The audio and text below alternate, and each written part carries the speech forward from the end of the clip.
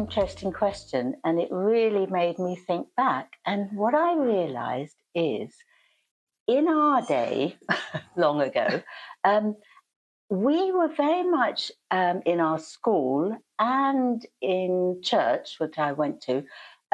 Volunteering was just a thing you did anyway, so it was very natural.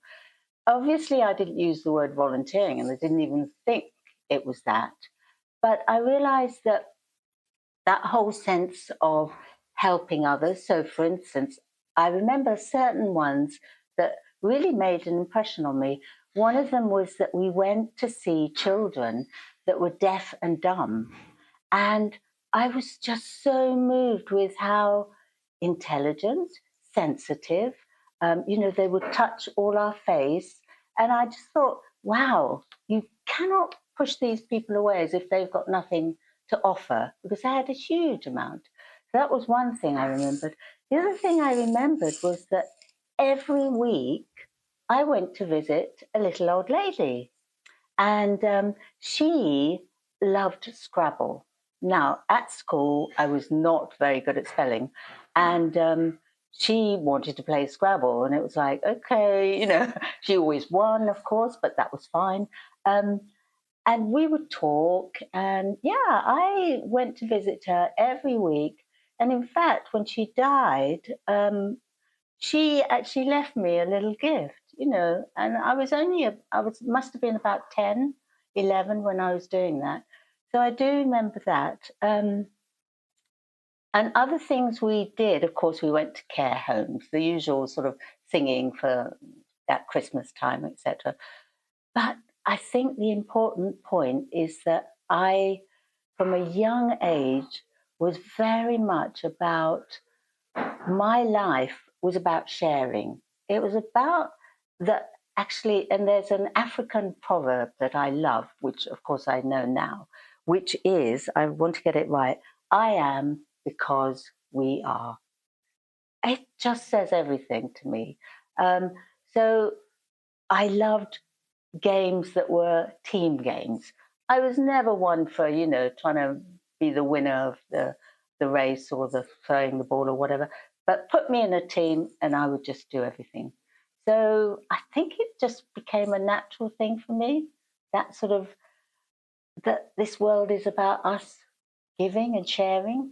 Definitely the examples I was given, yeah, definitely. And it was that it was a part of my life. It was very natural. It wasn't something sort of, oh, you did this to be good. It was completely natural. I even remember as a child, actually, funny enough, at Christmas time, my sister and I would go through all our toys. We would put all the things we hadn't played with or didn't want, and we'd give those to charity. And it was just little things like that. Yeah, I suddenly realized actually they must be part of who I became, that sort of sharing thing. Yeah.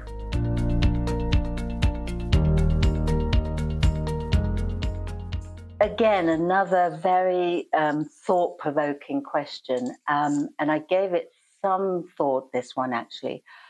And on reflection, I realized that even now, before I do a lesson, before I am giving a talk or whatever, I do prepare.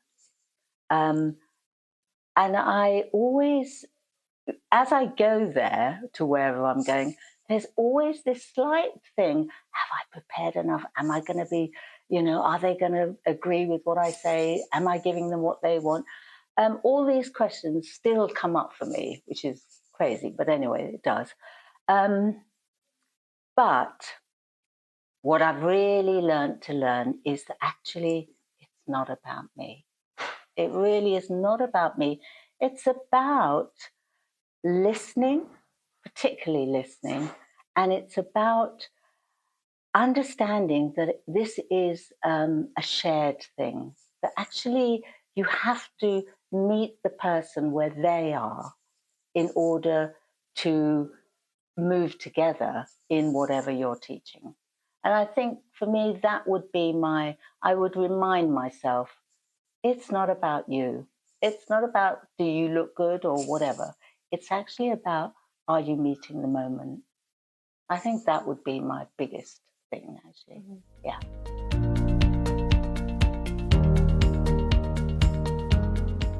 Yeah, I mean, I've many moments, but if possible, I'd like to give two that really have touched me.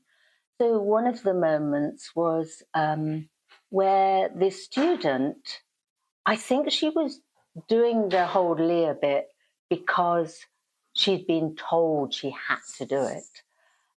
So I remember first meeting her, and there was a physical sense of fear in her. She was totally afraid of me, actually.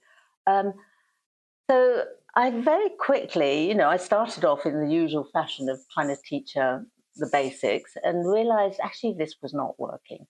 So I decided to take in a poem. And I said to her on that day, I just wanted her to sit opposite me rather than at the desk. And I wanted to give her a gift of this poem. And I just wanted her to listen to it. The poem's called The Door, and it's by Miss Miroslava Holob. I simply read it. I read it quite slowly.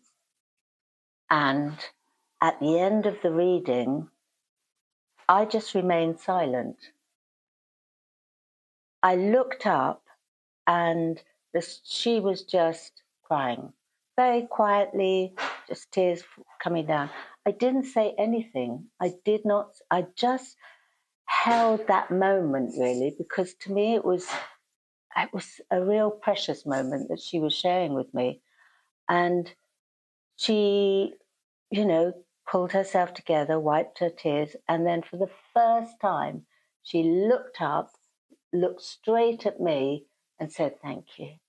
And from that time onwards, actually, what happened was every time I arrived for our lesson, she had prepared tea for me with a biscuit, and we became friends, basically. And from that moment, the lessons took on a different meaning.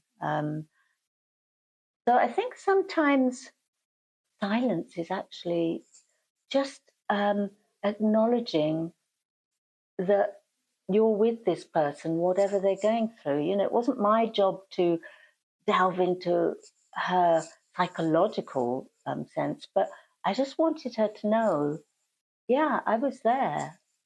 Simple as that, really. So that was the first one. Now, the second one I'd like to explain is this young lady, totally different, so sort of fast at her English. She was like reading it straight off. And there was always this, it was almost like a nervous energy, actually. So for her, it was almost that I needed her to, because actually, I have to add that she was very fast, very quick, but at the end of every lesson, without fail, she would say, "I'm useless. I won't remember this. You'll have to just teach me it again because my brain is gone." So for her, I thought, actually, I needed to sort of build up this confidence that her memory wasn't so bad.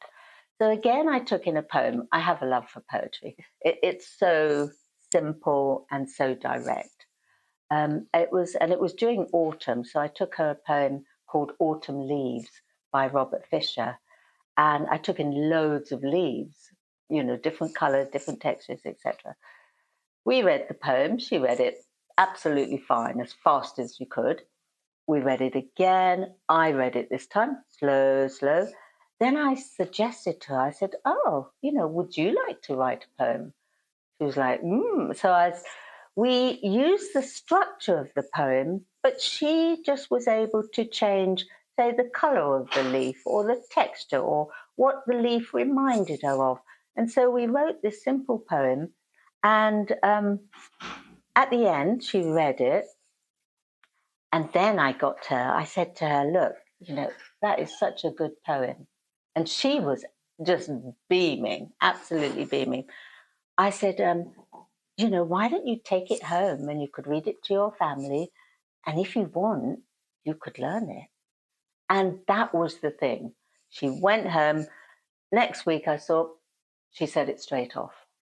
And it was that little sort of showing that she was capable. Um, and even though, I can't say that my lessons with her were easy, they always proved a bit difficult for me. Um, I did feel that was a little step in her sort of understanding that actually you don't have to keep repeating something to make it true, if you see what I mean. You can change.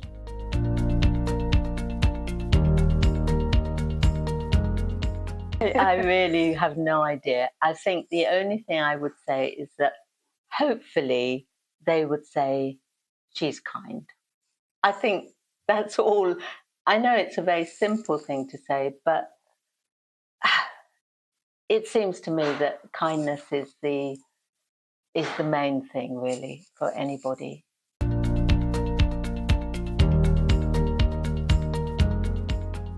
Yeah, I think I'd like to add really just the whole support that I get from Leah. If I look back at the reason why I chose to be a volunteer for Leah, was that it's kept this love of teaching that I've always had and sharing. I've got the support of, the Leah staff. I feel as if I'm in a community that gets me and that I can help and I can belong with.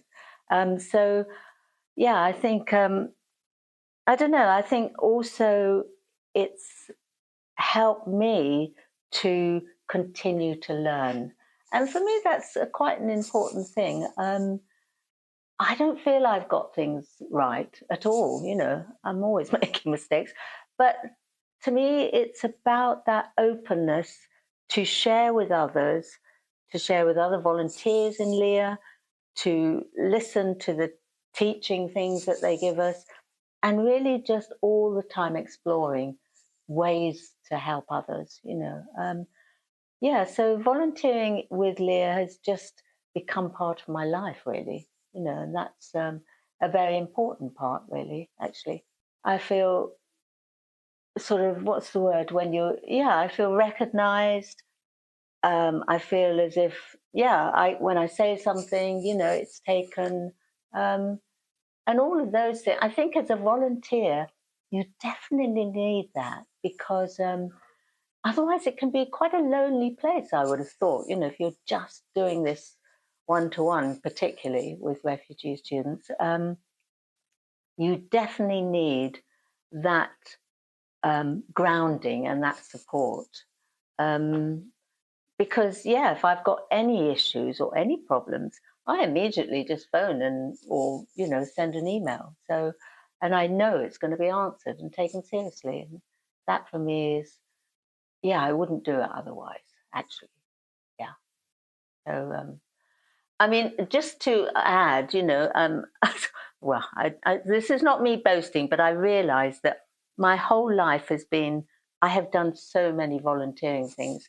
Like my husband and I, to Nepal and helped the Tibetan refugees.